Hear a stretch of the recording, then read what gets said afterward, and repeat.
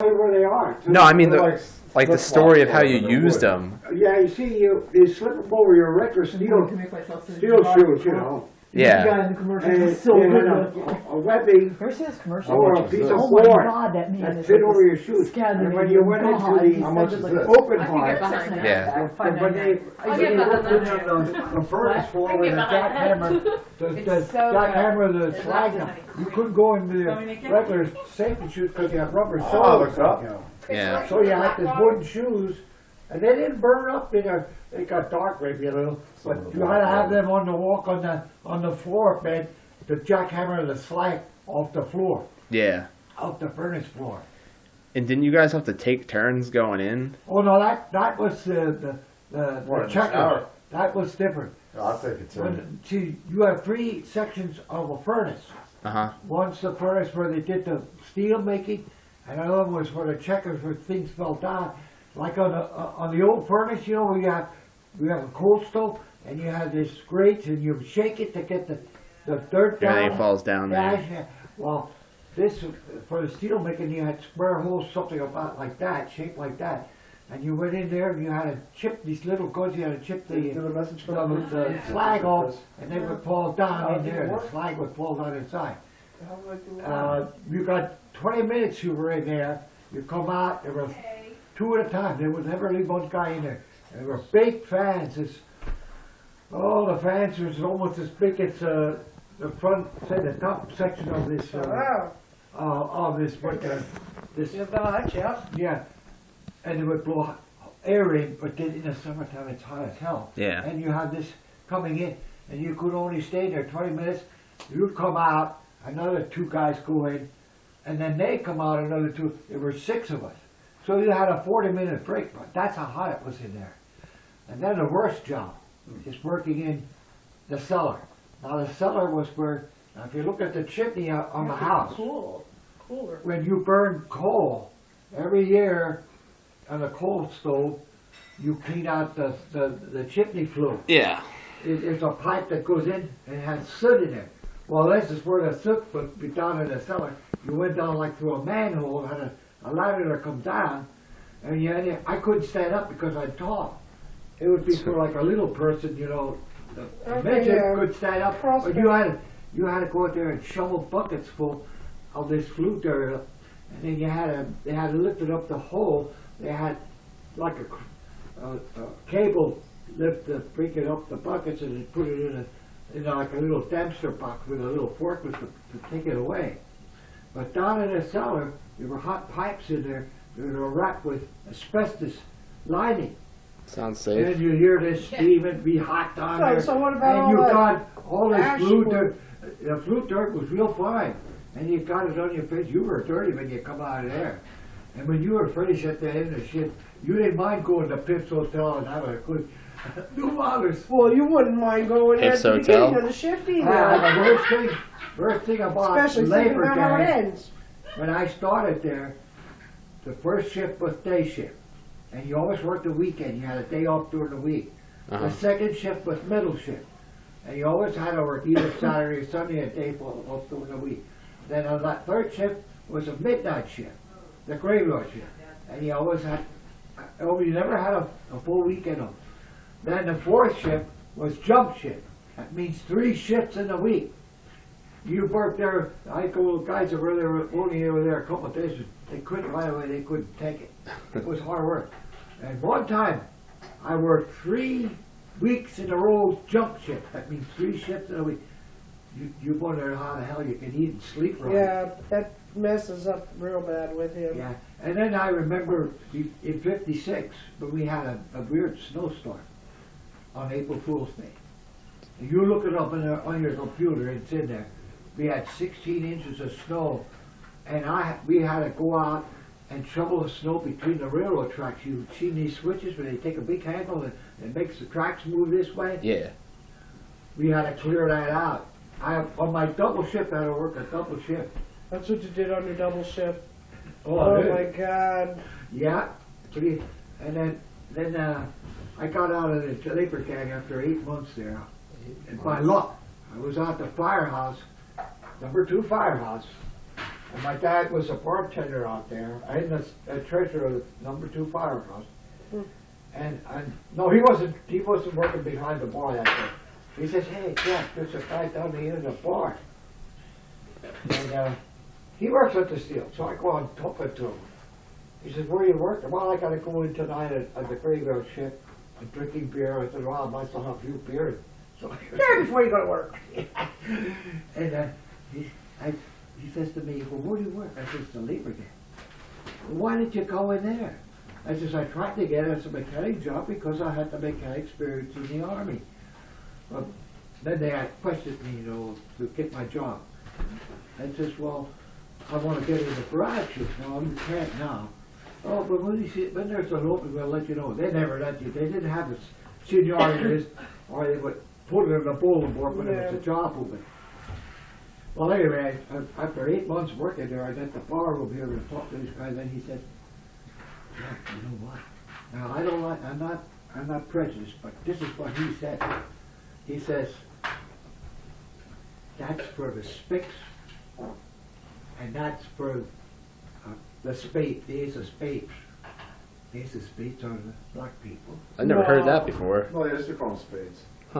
and Mexicans They would didn't call call them them clubs. spades. They call them Pork spades. chops. No, they call them Spicks in those days."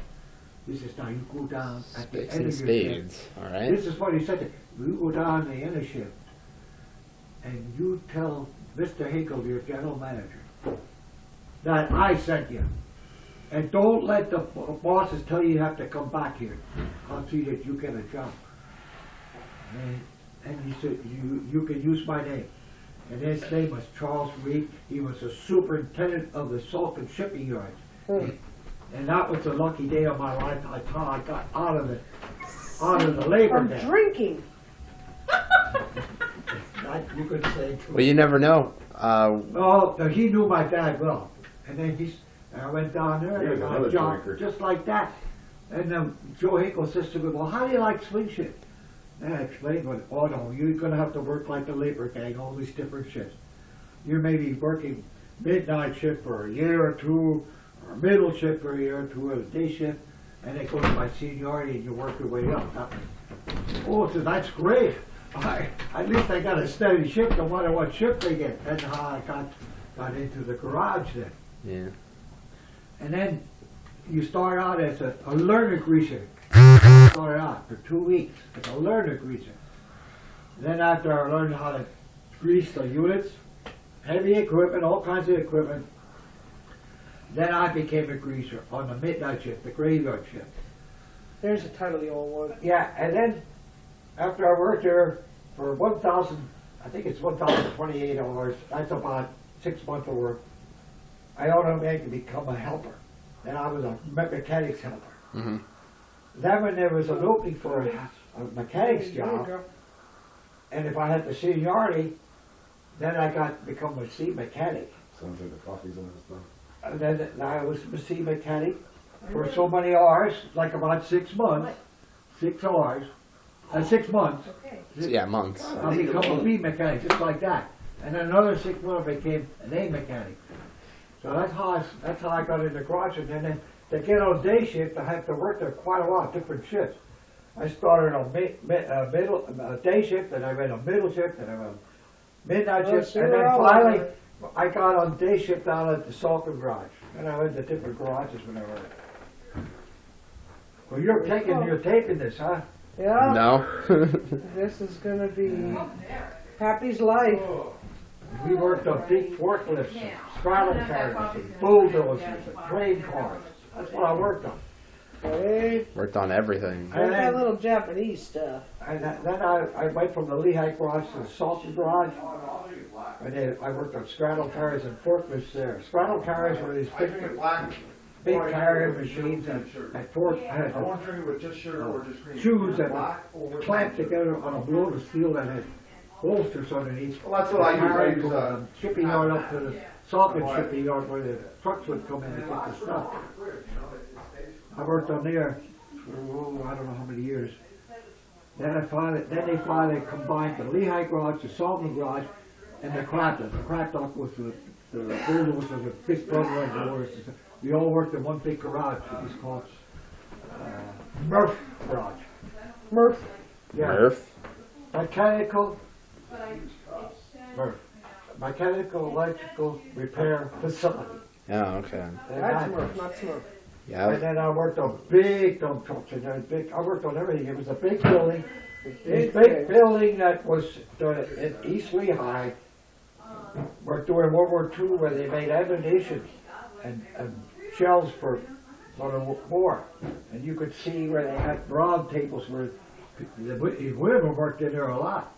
But this it was converted into a garage then. And that's where we combined all the garages. And I even worked on a tow truck with towing equipment in. And the biggest jobs were when one of those big forklifts would break down. We have another big forklift to tow it in. I did that. I guess, yeah, you were all over then. You ever work on? Oh, yeah. Did you ever work on any tanks when you were in the army? Places for Dad. I'm gonna put that No. No? No, I got on working in the rock quarry unit. Rock Working on- quarry. Yeah, As a over in mechanic? Korea. And I got over there, worked in the rock quarry unit. And they had three big rock quarries. They had three rock quarries. They'd blow, the Koreans would do the drilling and dynamite the rock mountain. And the rocks would fall down into a big rock quarry unit. And on this white, long as this window, and almost a little higher than this window, was about the size of these jaws of it, just smashed the rocks. And I had to put gas in. It was light made it those funny. I had to put what? There's only 2 slices left, so I'm giving it to him. Okay. Oh, This is your okay. ham in here. It's actually in the bag with the juice in case you want to cook it with some sauerkraut or something. Okay, thank you. Ready? Then they would crush this rock and go on a conveyor belt, and then they had these here Wisconsin type 4-cylinder engines. They were air-cooled engines, Filibuster. and they would make this belt move down to the next rock crusher unit, and that would cut it into So meters. it's got several crushers set up. And then it would go down to another crusher to the binder. Finer and finer all the way down the line. But the thing I had to do 6 times a year, I had to change the fuel fillers. And the 2 winters I spent there, the fuel fillers were Can you they set were on the the fuel? outside of the engine where Time they of had year the it fuel is. pump used to go Crossing in front of inside, you. run off the camshaft of the big engines. And you had it was a glass bowl you had on foot. Boy, in the winter time when it's almost 0 degrees, don't get gas on your hand. So Yeah. you had to shut off. There was a little valve you turn, and you take something that had a stone and all this water something. You know why it was water something in there? Because the gas came in 55-gallon drums, and it was shipped in, you know. Yeah. And there would be dirt in there and some water. You got to change them constantly. And I used to grease the units and change the oil and stuff like that. And the antifreeze, we didn't have regular antifreeze like you have permanent antifreeze on. Back in those days, What they use. it was wood alcohol. Oh, Wood alcohol we put in, and you had to keep the antifreeze. And I used to see the gooks used to work with me. I had the gooks working for me. And then I used to tell them, they used to talk to think we could drink it. You know, these 55-gallon drums. They tried drinking it? Yeah, one gook drank some of this. We couldn't get him to the hospital. He died, just like that. It's all well over 100. He just drank it and died? Well, he eats your stomach out. Wood alcohol will eat your stomach out. What a smart guy. Well, I the never other did, spot but I like when out. cats look. Then I worked on the roof. When we got tar making, I used to fill the holes with tar, Yeah. stone, There are some tar cats again. that, aren't there some cats that, like there's hairless Ah, cats? that's enough. I get tired of Yeah, talking. they're scary. Oh, okay. But I'm saying, like, if there were ever Jeez. a time I could And then, you heard me talk about the funeral service. With the people who were carrying the Cats, but not dogs. dead person. Yeah. And then I told you about the oxen, where they used to, Oxen. oxen carrying a honey wagon, pulling a honey wagon, and the Marines came down I didn't hear about on that. a tank retriever. It was a tanker. And the Marines, they don't stop for nothing. It was just drove that Virgin right Mobile into the must suck when it comes to its oxen, 4G service. I mean, you have to and see the- 4G up front. the honey wagon, it would have just pushed it right off the road. Huh. You started whipping it I away. mean, I always have 3G service. This is Yeah. a 4G phone, but I never, I've yet to see the 4G up front. Oh, those honey wagons. Yeah. In the front guy, I gave pictures to Glenn here, showing me sitting on at the graveyard with like a statue or some kind You of. showed me them already. I didn't. You didn't give them to me. Well, I gave you a copy of that. Yeah. Yeah. Say, this is sort of a story what I told her. Did I tell you about Korea? I'm sure you told me about No, it. I told you about the steel. You asked about the steel. Yeah, I did a project on you once, Pappy. But what about Korea? You helped me with my homework. It was a good day. Did you like that cranberry relish? Yeah, that's good. Okay. That was some good relish. A little sweet, but Not very pickly. No, I can't remember it, but there's so many things to talk about. Like the A-frames. The Koreans, they could carry hair loads on those A-frames. And they're strapped on their back. yeah. You see these guys on bicycles and you see their muscles in their leg. Those old men, they had muscles. You didn't see no cars running around. Well, they've been doing that their whole lives, right? Like, that's why they were like that, because they were doing it their whole life. Yeah, that's true. And sometimes they would take two, if they would get into your compound, and steal a drum of gas, which is a 50 bag up. Lifted him one guy's back of the apron, and he'd get up just like a weightlifter, and he'd walk away. So we had two fences. 55 fences, gallons? That's a lot. Inside and outside fence. And in the middle we had roll-up wire, and underneath were mines, so we couldn't let anybody could sneak in and steal stuff from our company area. Yeah. Oh, the first day I came into Korea, I came in through Incheon, just like MacArthur troops did. Well, there was a truce then, a ceasefire at that time. It was like 2 or 3 months of a ceasefire, so they were there was a Russian officer conning the men coming off the boat, and another Russian officer conning the men going on to make sure no more were coming in. The worst thing I saw when we go from Incheon going north, Did you have a virus on your phone at all? in between there's a distance. Just a message that between pops the up two every once in a while about cities. putting antivirus on it. And you saw on television about during the Depression year those Matter of fact, I got a message from Virgin. what they Mobile. call it, shock cities or whatever they were. Well, these Koreans took everything that we threw away. Like you see when you go to a food store, you see big gallon cans. Yeah. They used that for material to make shocks. And they used all our carpet that we threw away. And all the shell and ammunition, whatever came in the, Well, that's the way to do it. That's smart. well, that's how they built whatever they could live under. Yeah. Oh, and now there's something else I wanted to tell you. I forgot. There's so much to tell you. Aye. It don't come all back to me, but it was something how those people had to live. Oh, the second day I was in Korea, I'll never forget this. Every morning we had to go out and they raised the flag, and it was reveille called, and there was a creek running in front on the other side of the fence. And these two young women are out there in this creek. They're washing their clothes there. They had a wooden board and they were wooden paddles. They would do this with the washing and they paddle it. But they were the best. They were trying to get us GIs to watch them, Okay. And they just wanted they were trying to get a GI they could marry or something to come back to the States. Yeah. Get the hell out of there.